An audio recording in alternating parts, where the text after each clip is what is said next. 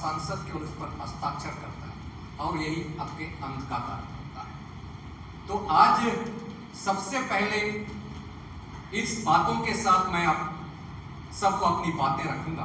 तो सबसे पहले आप इसको स्वीकार कीजिए, मैं नहीं कह रहा हूं, आपको संविधान के अनुसार स्टडी कीजिए। आज हमको केवल क्लू देते हैं क्योंकि आपको खुद रिसर्च करना है। हम लोग यहां कोई नेता नहीं है, हम व्यवस्था परिवर्तन की बात कर रहे हैं। तो व्यवस्था परिवर्तन के लिए आपको आगे बढ़ना, सबसे पहले इसको आपको समझना होगा कि जेपीआरए शेड्यूल एरिया में असंवैधानिक कैसे है, क्यों नहीं हो सकता है। झारखंड पंचायती राज अधिनियम अनुच्छेद 244(1) का सबक्लोज 1 यानी अनुसूचित क्षेत्रों में सबसे पहले इसी को कीजिए, इसको खरीज कीजिए। इसमें दो मत रखिए, इसके पीछे रीजन। जब पंचायती राज व्यवस्था की बात करते हैं और हम बात करते हैं अपने आप को, हम कौन हैं?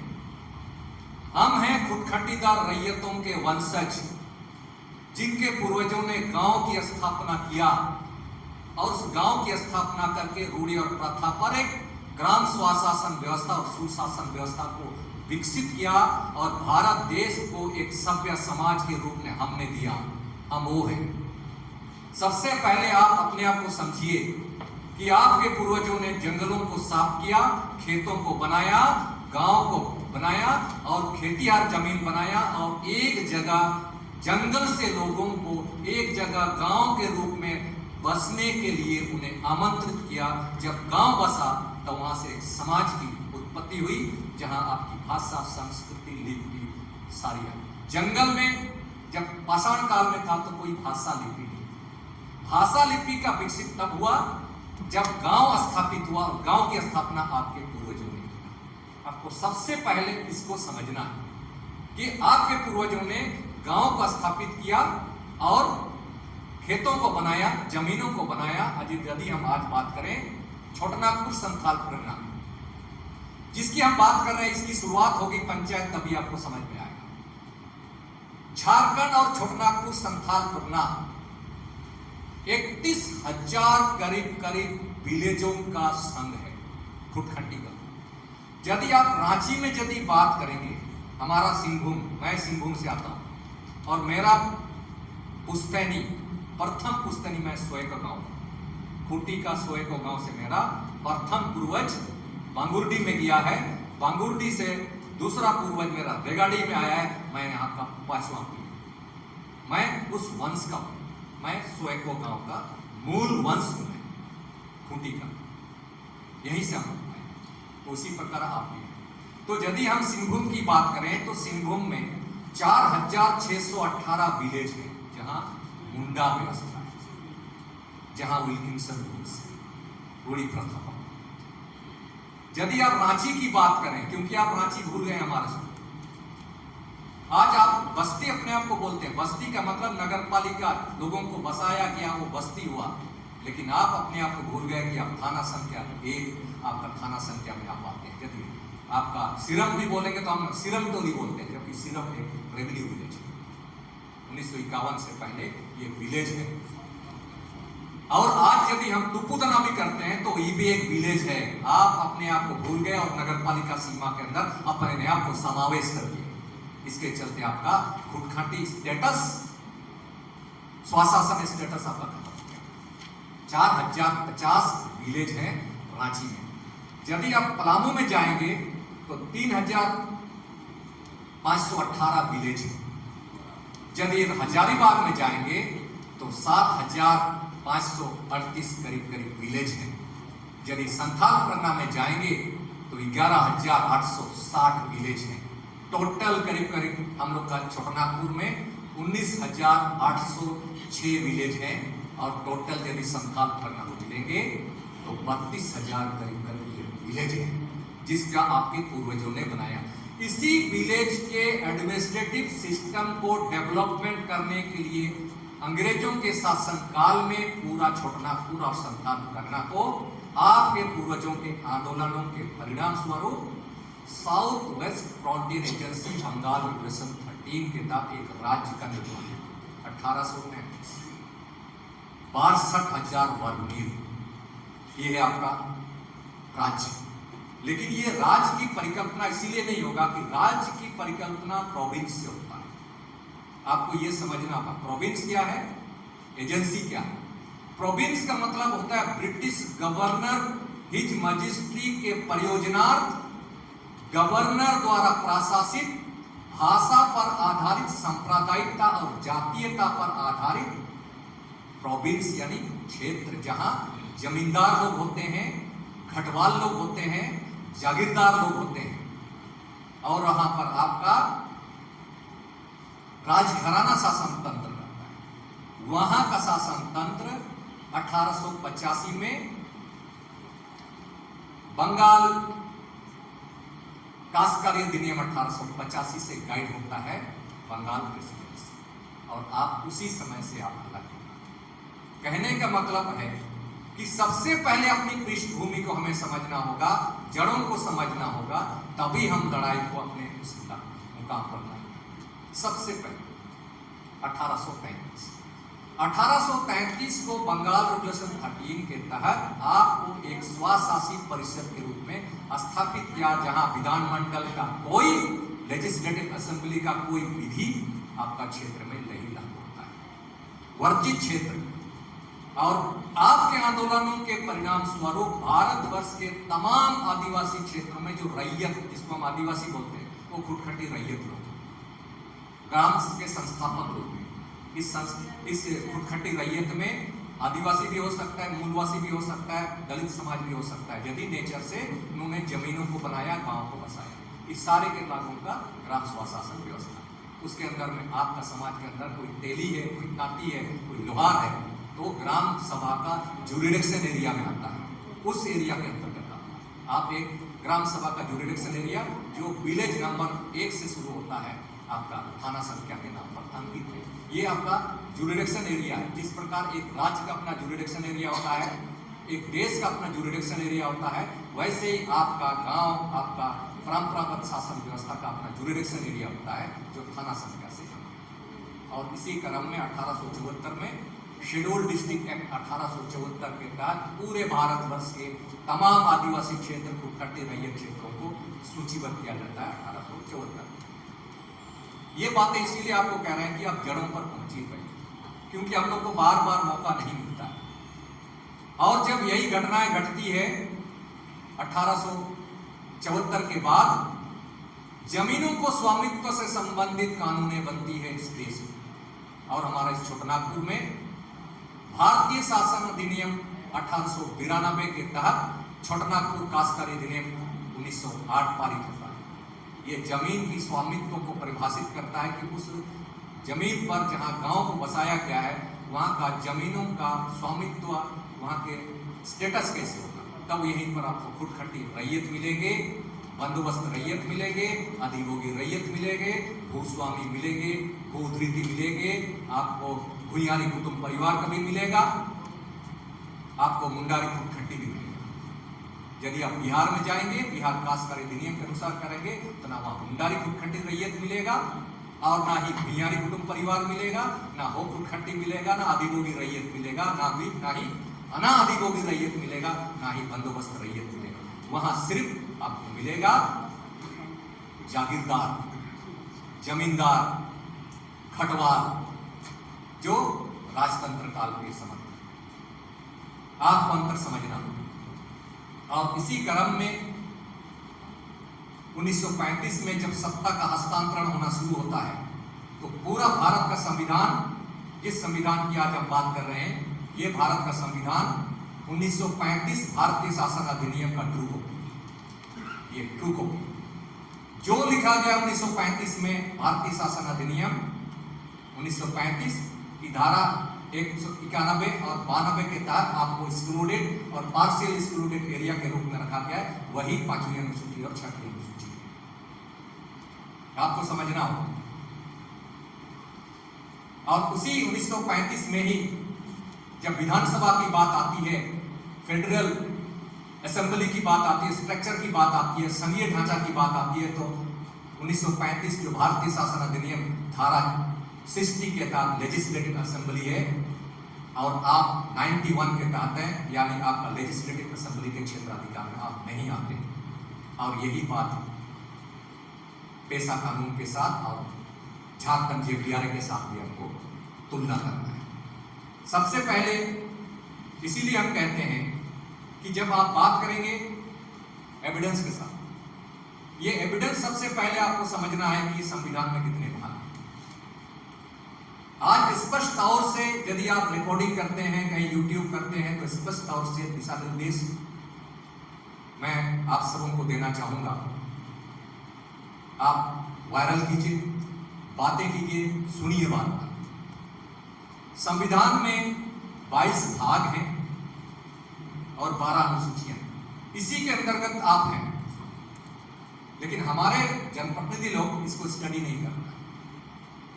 22 भाग, 12 अनुसूचियां, और भारत का शासन तंत्र इन 22 भागों में से पहली अनुसूची के तहत कुछ राज्य का शासन व्यवस्था चलता है और कुछ राज्यों का प्रशासनिक क्षेत्र 5वीं अनुसूची के तहत चलेगा, 244(1) सब क्लोज 1 के तहत।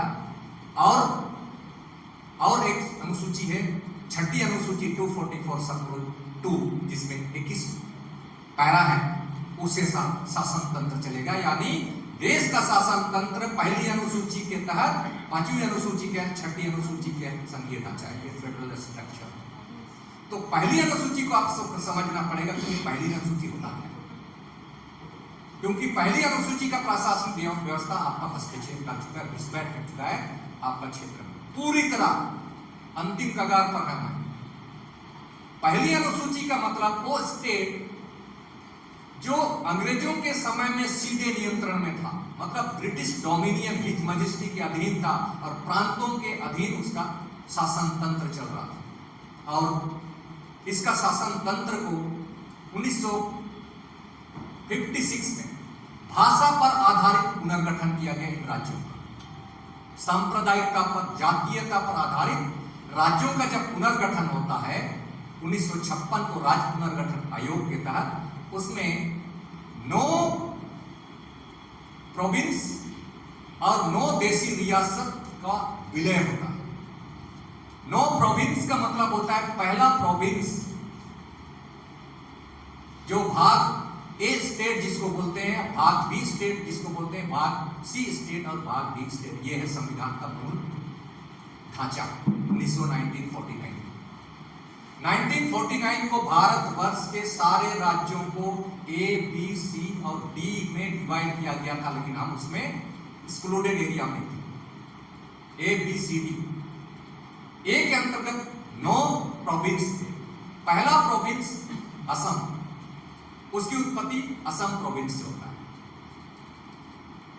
बिहार प्रोविंस से बिहार राज्य की उत्पत्ति है। बंगाल, वेस्ट बंगाल वो बंगाल प्रोविंस से आता है।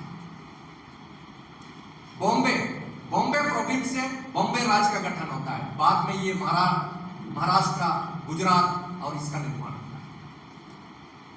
मध्य प्रांत, मध्य प्रदेश, वो मध्य प्रांत यानी सेंट्रल प्रोविंस से आता है।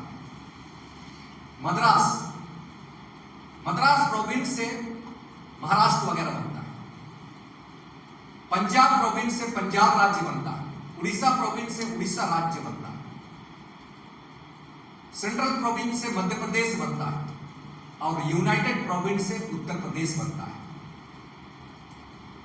लेकिन 1950 में माउंटबेटन जब राष्ट्रपति गवर्नर जनरल थे संविधान सभा के दरमियान,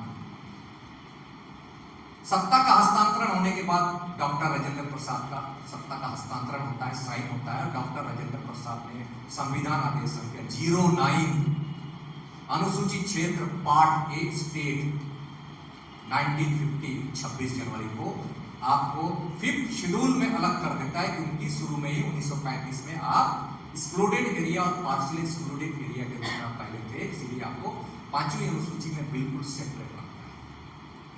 संविधान आदेश संख्या 09 उसके अनुसार पार्ट ए स्टेट के अंदर 9 प्रोविंस थे, जिसको मैंने कहा है असम, बिहार, बंगाल, उड़ीसा, मध्य प्रांत, पंजाब, महाराष्ट्र, मद्रास, ये सारे उनसे सारे के सारे शेड्यूल एरिया, वही शेड्यूल एरिया आज जिसको हम स्टडी कर रहे हैं, ये सारे शेड्यूल एरिया।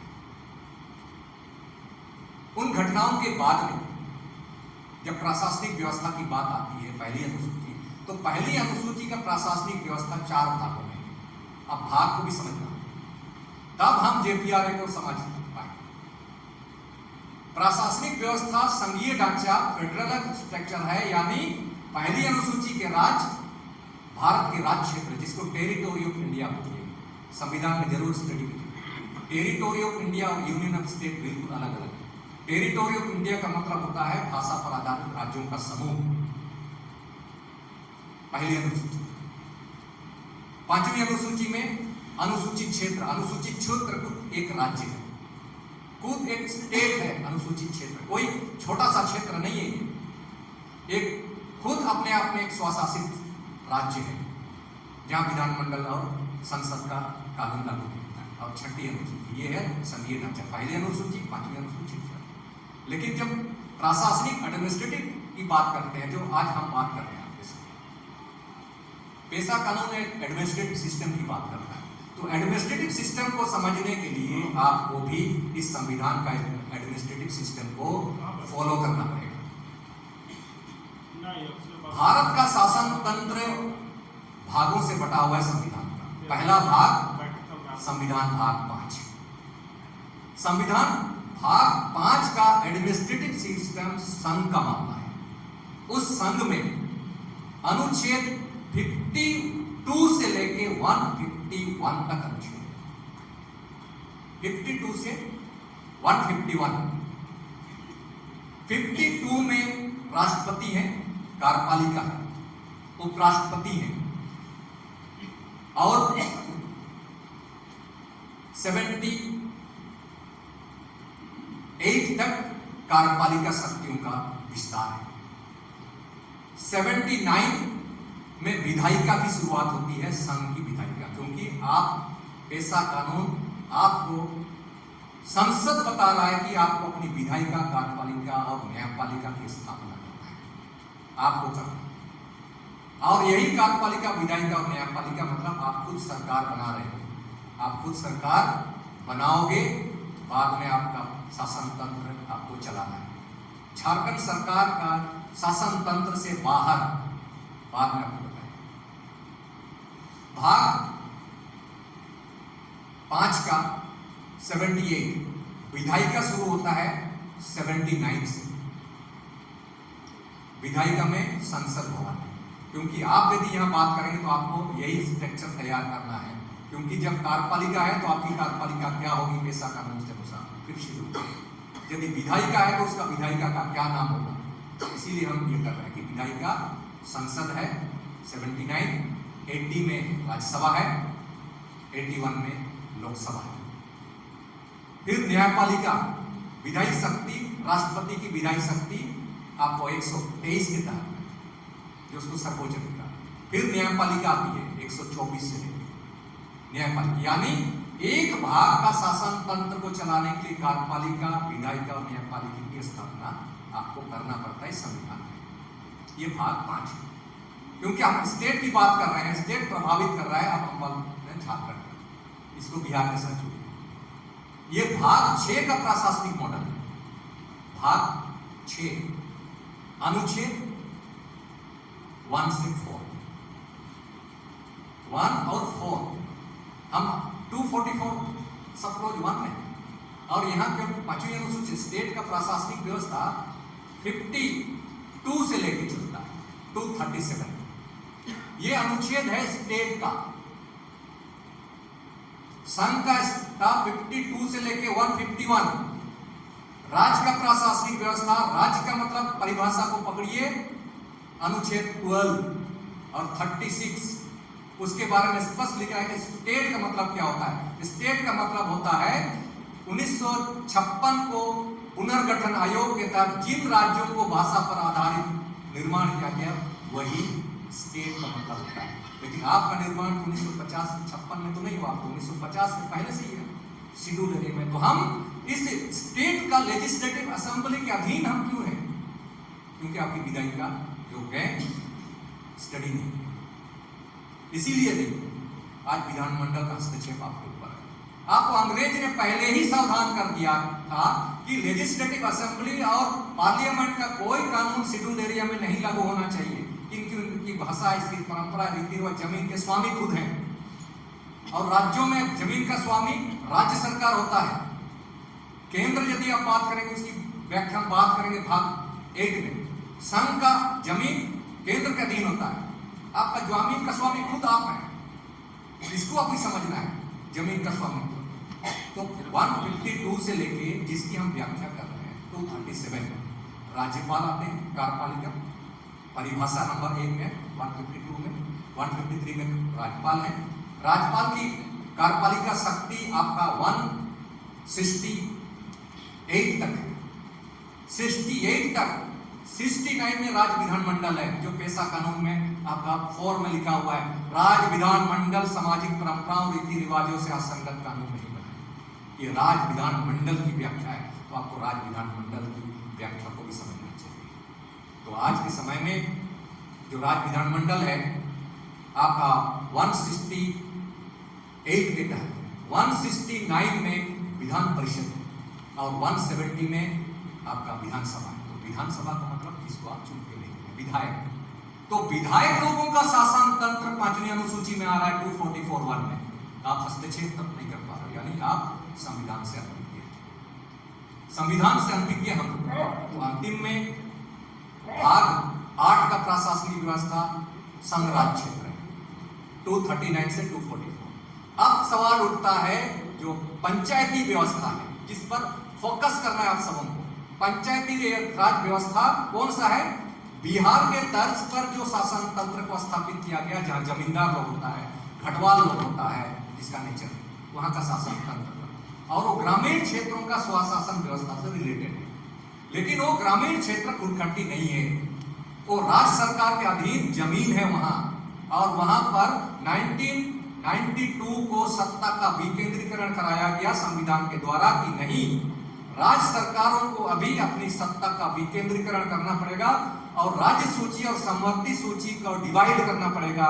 निचले स्तर का एक स्वयं शासित संस्था, जो आर्टिकल 40, जिसको हमारे इलेक्शन डुमडुम बात करते हैं, गांधी जी का पंचायती राज मॉडल, गांधी जी का पंचायती राज मॉडल, सत्ता का हस्तांतरण 40 के तहत है।